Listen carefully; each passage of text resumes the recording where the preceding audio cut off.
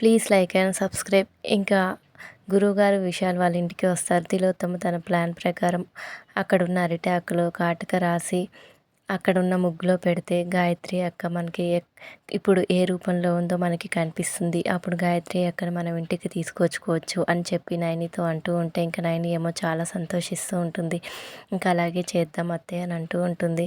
ఇంకా అఖండ స్వామి ఏమో తిలోత్తమకి ఆకులో కాటుక రాసి ముగ్గులో పెడితే గాయత్రీదేవి పునర్జన్మ రూపం కనిపిస్తుంది అని చెప్పి ఈ పనంతా గురువుగారి చేతే చేపించాలని చెప్పి తిలోత్తమ చెప్తారు. ఇంకా తిలోత్తమ గురువుగారి చేతే చేపించాలి అని చెప్పి ఇంకా గురువుగారిని పిలిపిస్తుంది.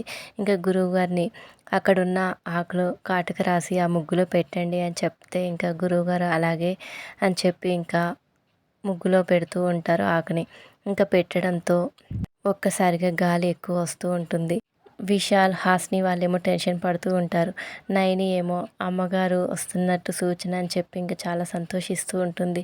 ఇంకా అక్కడ పెట్టిన ఆకులో ఒక్కసారిగా వెలుగు ఎక్కువగా వస్తుంది. ఇంకా అందరూ ఆకు వైపే చూస్తూ ఉంటారు. Thank you for watching.